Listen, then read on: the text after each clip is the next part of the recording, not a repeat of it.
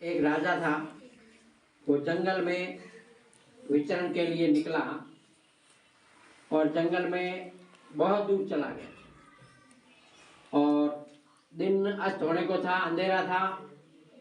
राजा है वो जंगल में जाने के बाद में रास्ता भूल गया था, कहाँ जाए। इतने में उस जंगल में से लकड़ी काटने की आवाज़ है वो सुनाई दी। वो उस आवाज़ की तरफ गया तो आगे एक लकड़हारा था जो वो पेड़ों की लकड़ियों को काट करके कोयला बना करके बेच रहा था, ऐसा उनका धंधा था। तो जो ही राजा को देखा तो राजा अपने वेश से ही पहचान में आ गया। तो उस व्यक्ति ने हाथ जोड़े और प्रणाम किया, राजन आप इस जंगल में इस समय? तो मैं जंगल में सुबह निकला था और अब रास्ता भूल गया हूँ, मेरे को अभी रुकना है जंगल में, सुबह में जाऊंगा।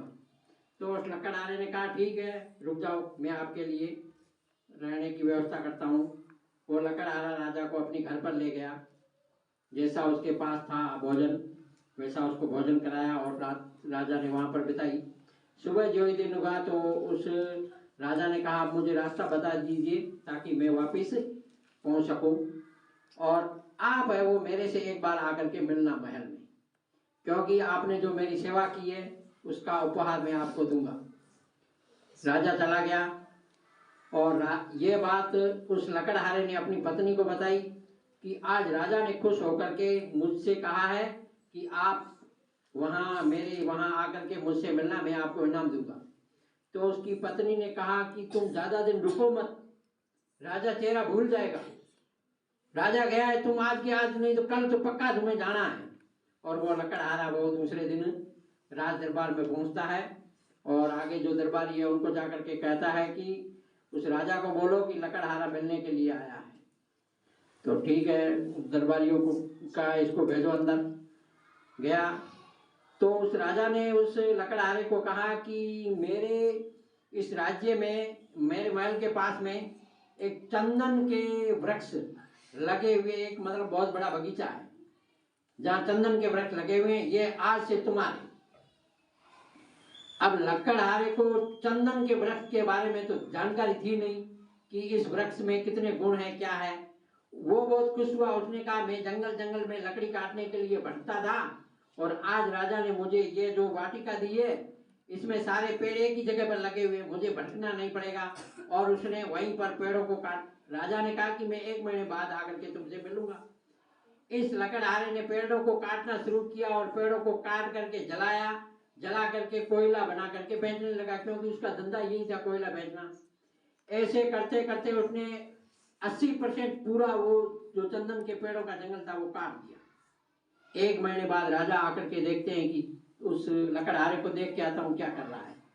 आकर के देखा तो 80% है वो पूरे वृक्ष कट चुके थे। राजा ने देखा उसके, ये तो बहुत गड़बड़ हो गई। लकड़हारे को बुलाया और एक लकड़ी का टुकड़ा दिया, चंदन की लकड़ी का इतना सा टुकड़ा, बोला इसको ले जाओ और बाजार में बेच करके आओ, फिर आकर के मुझे बताना। वो टुकड़ा इतना लकड़ी का लेकर के गया बाजार में, उस टुकड़े के उसे 1000 रुपए दिए। तो लकड़हारा बड़ा आश्चर्य पड़ गया, राजन ये क्या, इसकी लकड़ी इतनी महंगी है, इसके तो मुझे 1000 रुपए मिले। क्योंकि उसको ज्ञान नहीं था कि चंदन की। अब उसे पश्चाताप हुआ कि मुझे राजा ने कितना बड़ा धन दिया था और मैंने तो सब पेड़ों को जला करके, और कोयला तो 10-20 रुपए किलो के हिसाब से मैंने तो ये बहुत कीमती लकड़ी थी और कोयले बना करके बेच दी। तब जाकर के उस राजा ने उस लकड़हारे से कहा, उसको ज्ञान हो गया कि वास्तव में ये जो चंदन के पेड़ है बहुत महंगे हैं। तो इस कहानी से हमें ये सीख मिलती है कि ये जो हमारा शरीर है ये हमारा चंदन का वृक्ष है, इसकी जो सांसें आ रही है जा रही है ये है ना उस लकड़हारे की तरह है, कब को ये धीरे धीरे धीरे कट जाएगी और अपन जो जीवन में पाना चाहते हैं वो एक दिन समय नजदीक आएगा और ये अपना जो शरीर रूपी जो चंदन वृक्ष है ये एक दिन कोयला कोयला बन जाएगा। तो इसलिए इस कहानी से हमें सीख मिलती है कि अपने जीवन में हमें जो लक्ष्य हमने निर्धारित किया है उसको प्राप्त कर लेना चाहिए, नहीं तो बाद में बहुत पछताना पड़ेगा। धन्यवाद।